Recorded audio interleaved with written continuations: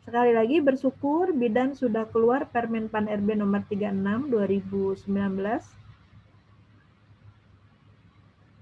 terkait jabatan fungsional bidan.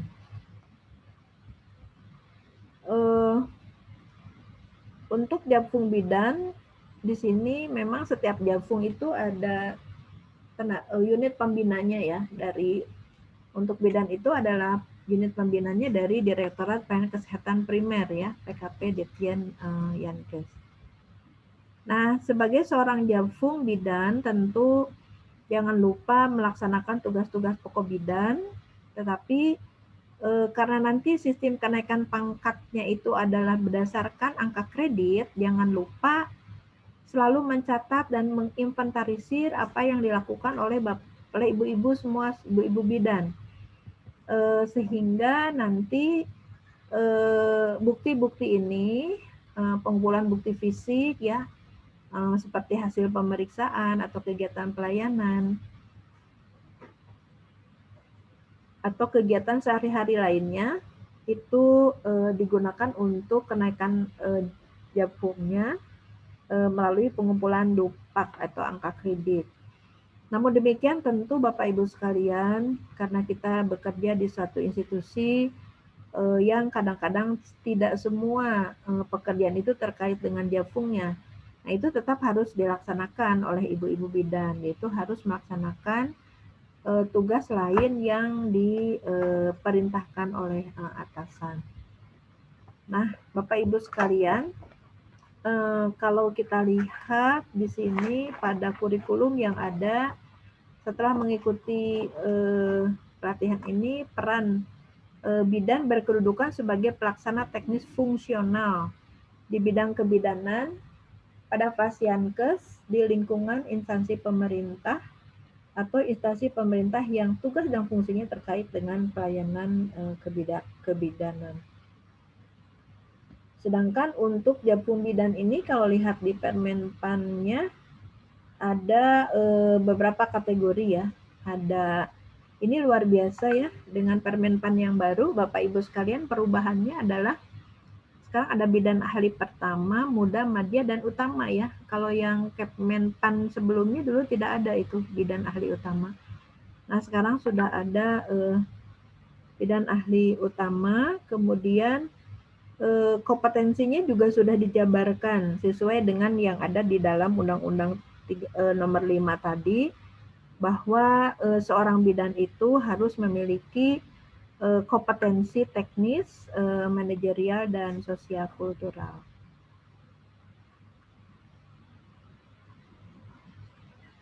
Nah, selanjutnya Bapak Ibu sekalian, apa sih pelatihan Japfung bidan? Nah, ini untuk pelatihan Japfung bidan itu adalah pejabat fungsional bidan adalah PNS yang diberi tugas, tanggung jawab, wewenang, dan hak secara penuh oleh pejabat yang berwenang untuk melaksanakan pelayanan asuhan kebidanan sesuai dengan tugas dan kewenangannya berdasarkan peraturan yang berlaku. Jadi dengan adanya definisi ataupun rambu-rambu ini bahwa seorang bidan itu adalah mempunyai tugas, tanggung jawab, wewenang dan hak secara penuh dalam melaksanakan pelayanan asuhan kebidanan sesuai tugas dan kewenangannya, maka harus dipastikan Bapak Ibu sekalian itu adalah terupdate ya, update kompetensinya di dalam melaksanakan pelayanan asuhan kebidanannya, sehingga kita lakukan pelatihan.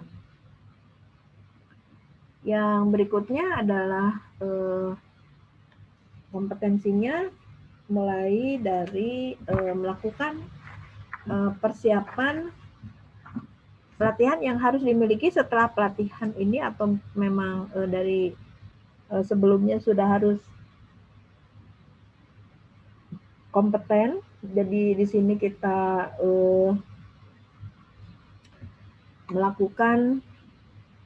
memastikan ibu-ibu bidan itu memang sudah sesuai dengan kompetensi ini. Pertama, melakukan persiapan pelayanan kebidanan, melakukan standar asuhan kebidanan, Kemudian juga harus kolaborasi ya. Kalau bidan tidak bisa juga, ada beberapa hal yang memang harus dikolaborasikan, melakukan KIE dan konseling, melakukan rujukan asuhan kebidanan, melaksanakan pengelolaan plan asuhan kebidanan, pelayanan Kesmas, kemudian harus membuat karya tulis ilmiah di bidang kebidanan, membuat standar pedoman SPO bidang kebidanan, menentukan teknologi tepat guna, melakukan penghitungan angka kredit dengan pengajuan DUPAK.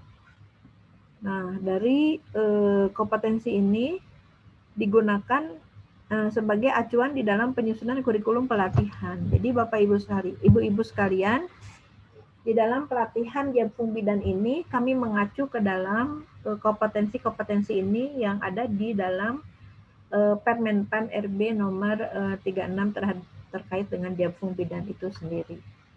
Yang berikutnya pesertanya, karena ini adalah jenjang ahli, maka minimal peserta itu harus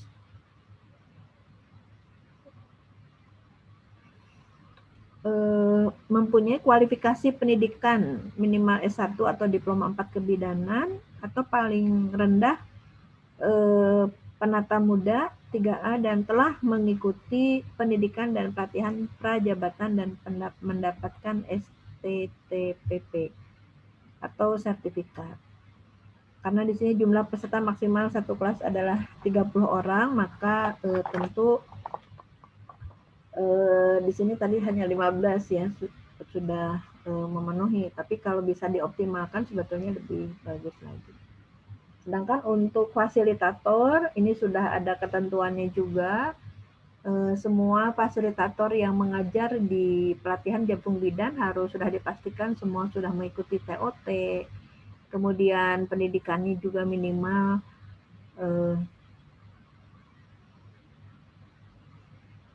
S1 atau setara dengan kriteria peserta, memahami kurikulum pelatihan Jabfung Bidan yang telah distandarisasi, dan harus menguasai materi yang disampaikan sesuai dengan GBPP yang ditetapkan dalam kurikulum pelatihan. Untuk penyelenggara adalah tadi institusi yang terakreditasi dan harus mempunyai pengendali pelatihan dan harus memiliki minimal 1 tenaga SDM yang sudah mengikuti TOC. Demikian barangkali Bapak Ibu sekalian penjelasan terkait kebijakan pelatihan SDM kesehatan, khususnya adalah untuk Jabfung Bidan. Baik, terima kasih Bu Oos. Kemudian untuk teman-teman yang ingin berdiskusi lebih lanjut dengan Ibu Oos, dipersilakan. Ada? Silakan.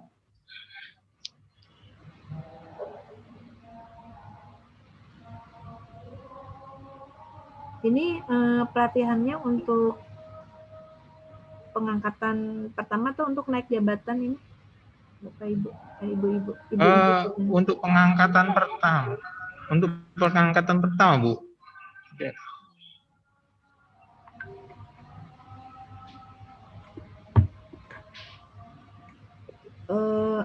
Tadi kan mungkin tidak terlalu banyak yang bisa saya sampaikan. Mungkin ibu-ibu, saya sih sarankan coba nanti membaca Permenpan RB nomor 36 2019 tentang Jabfung Bidan. Di sana mungkin bisa dilihat lebih luas lagi, Pak. Karena kalau saya dalam waktu yang terbatas tidak mungkin menguraikan semuanya. Tapi nanti ada paparan dari BKD atau dari dari mana Pak nanti? Oh, ada Bu, nanti dari BKD hari Rabu Bu, rencananya. Ya, terus yang tentang Jabfung lagi dari mana? Yang tentang Jabfung tadi sudah berlangsung Bu, itu yang dari Widya Iswara Bu. Yang tentang DUPAK Bu, tadi sudah disampaikan. termasuk tadi Permenpan nomor 36 tadi juga sudah disampaikan Bu Oos. Ya, kalau begitu mungkin apa yang saya sampaikan lebih kepada penguatan untuk kenapa sih perlu dilakukan pelatihan. Yang pertama adalah memang merupakan amanah yang ada di dalam Permenpan 36 ya Pak ya, bahwa maksimal 3 tahun setelah menduduki jabatan Japung, Bapak Ibu sekalian harus mengikuti pelatihan Japung. Tapi kalau ini sekarang sudah bisa mengikuti pelatihan Japung, tentu ini bagus sekali, sehingga Bapak Ibu sekalian, ibu-ibu maaf, bidan nggak ada bapak, sehingga ibu-ibu sudah mempunyai bekal sertifikat pelatihan ini, dan semoga lancar dan lulus ya semuanya. Pak, ini iya Bu, amin Bu. Pelatihannya daring semua atau blended? Iya. Blended Oh, Bu. blended. Kapan nanti klasikalnya kapan? Iya Bu. Ada klasikalnya kapan? Mohon maaf Bu. Oh, maksudnya klasikal Bu, yang mayoritas klasikal Bu. Kan blended itu kalau iya, campuran klasikal dengan iya. Tapi ya pelatihan ini klasikal Bu. Nanti pelatihan berikutnya rencananya blended Bu. Oh, enggak, ini angkatan online berikutnya semua kan? Ini online daring semua ini atau? Oh enggak Bu, kalau yang ini pelatihan klasikal Bu. Jadi hanya untuk khusus kebijakan ini saja yang online Bu. Oh, jadi ibu-ibu ini di kamarnya masing-masing? Di kelas Bu. Oh. Di kelas Bu. Ini di kelas semuanya. Di kelas iya Bu. Iya. Di kelas tapi ini pada pegang laptop masing-masing. Tapi untuk pelatihan yang berikutnya itu untuk pertama karena kondisi COVID, jadi untuk mungkin ya untuk demi protokol kesehatan nanti mungkin sebagian berikutnya pakai blended. Ada yang online dan dilanjutkan dengan klasikal sebagian. Ya. Saya kira ini itu Bu mungkin Bu. Pesertanya dari Kendari semua. Terima kasih Bu atas paparannya Bu, dan kita teman-teman kita beri aplaus secara online kepada Ibu Oos. Baik Bu, terima kasih atas pengarahannya. Mudah-mudahan nanti kita diberi kesempatan untuk bertemu kembali pada kesempatan berikutnya Bu Oos. Terima kasih. Baik. Assalamualaikum warahmatullahi wabarakatuh. Mudah-mudahan bisa ke Bapelkes Kendari ini karena ini binwil saya, tapi saya belum sempat ke sana nih sejak COVID. Iya Bu, mungkin kesempatan berikutnya Bu, mungkin ada kesempatan Bu ya. Baik Bu. Mudah-mudahan COVID-nya juga cepat berlalu. Ibu-ibu bidan sudah divaksin? Sudah, iya. Sudah Bu. Sudah Bu. Baik. Baik, terima kasih ibu-ibu semuanya, Bapak dan saya mohon pamit dulu ya. Semoga lancar pelatihannya. Iya Bu, silakan Bu, terima kasih. Ya, terima kasih. Assalamualaikum warahmatullahi wabarakatuh. Waalaikumsalam warahmatullahi wabarakatuh. Terima kasih Bu Oos. Ya, sama-sama.